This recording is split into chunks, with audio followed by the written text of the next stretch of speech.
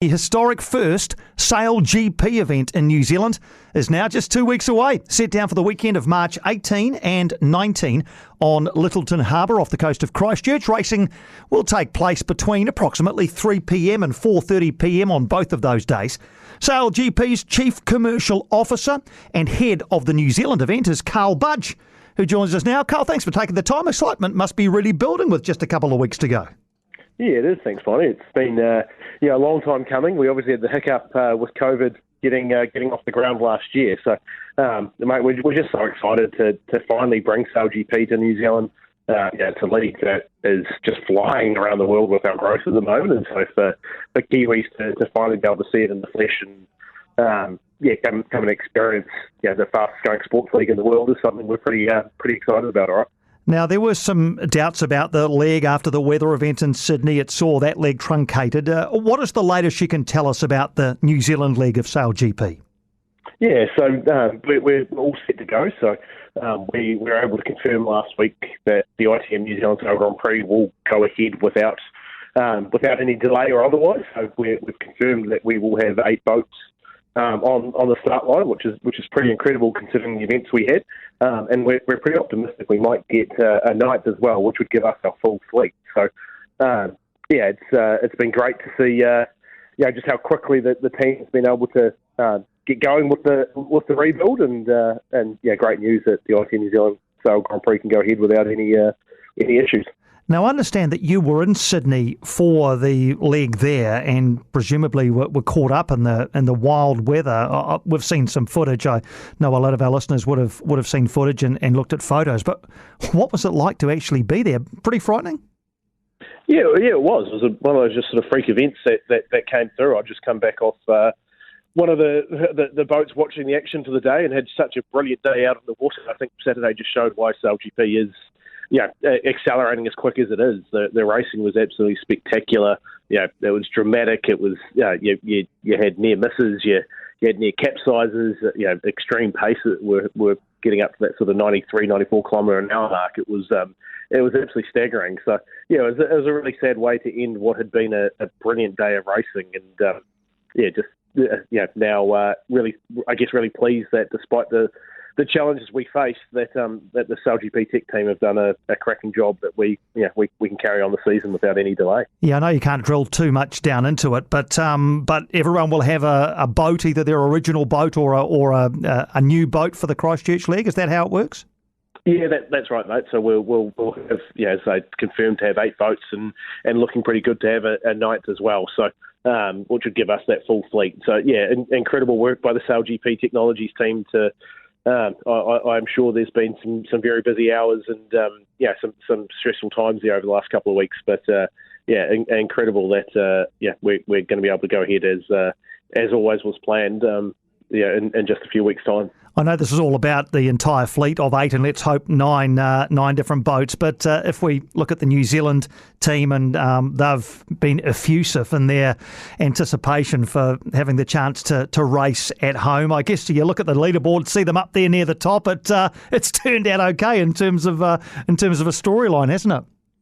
Yeah, I think there's a fair few people pretty nervous around the form of the New Zealand Sail GP team. The guys, I should say the teams. We've got girls in the team as well. But the team's doing an unbelievable job out on the water. We're sitting second, but probably more importantly, when we make it through to the final, we typically win. And so, for us, it's all about getting to that final race in San Francisco. The whole championship really is about being the top 3 teams.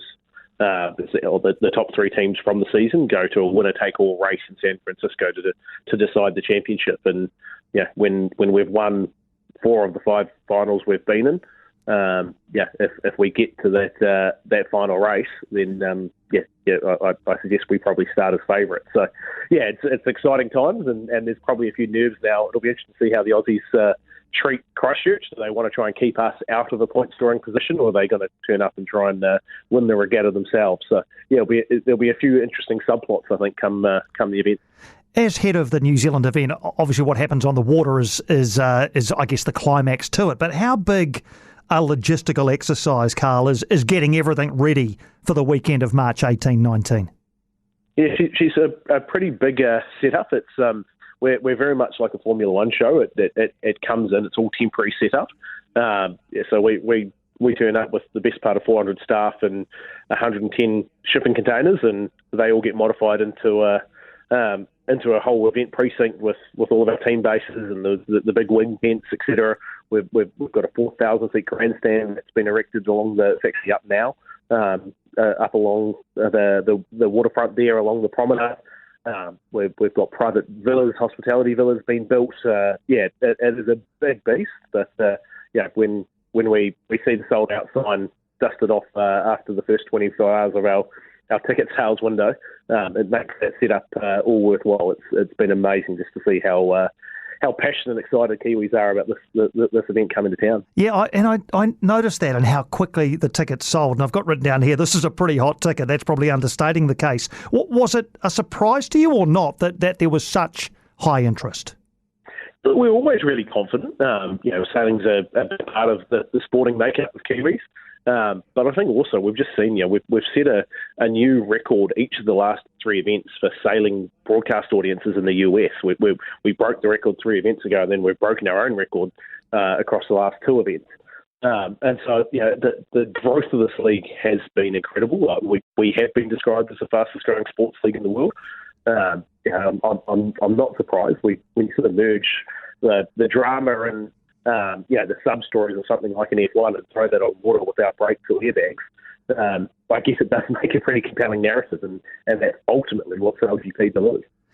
As far as the next 2 weeks are concerned, we're 2 weeks out now, so presumably, and you've outlined it, a lot of the preparation and work has been done. But so what will take up most of your time and most of your mind over the next couple of weeks?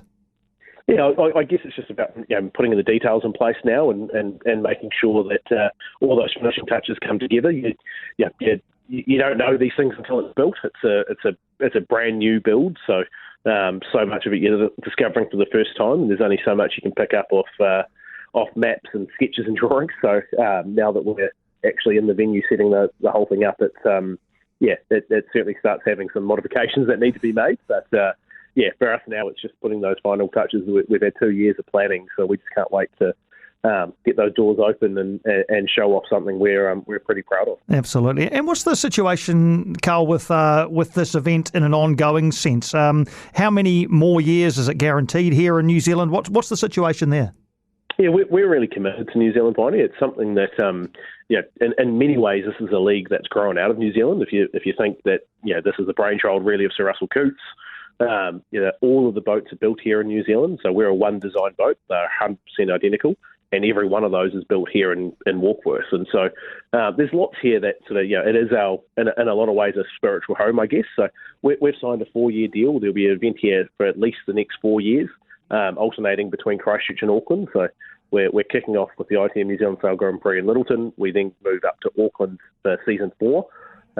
Before coming back to Christchurch and then again to Auckland. So, it's awesome that we're able to, I guess, take it around the country a little bit as well and engage a broader audience.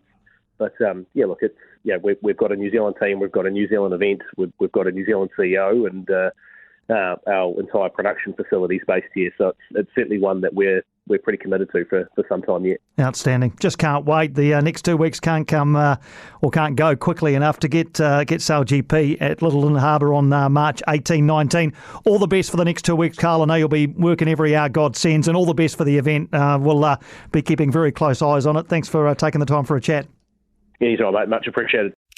Hello, I'm Francesca Rudkin. And I'm Louise Airy, and we're excited to be working with the New Zealand Herald on our new podcast, The Little Things. So Louise and I have been friends for probably over 13 years now, and we've been through it all: kids, relationships, health crises, menopause. Let's not get into that just yet. But I think we can both agree that there are times we just wish we had one place to go for some explanations on what's going on with our bodies, our kids, and the relationships in our lives. And this podcast is all about those little things that women need to know about getting older, raising kids, staying healthy, and taking care of yourself at whatever age and stage you're at. So join us every Saturday to hear from the experts and get all the advice and tips you need. Listen to The Little Things at nzherald.co.nz or follow us at iHeartRadio or wherever you get your podcasts.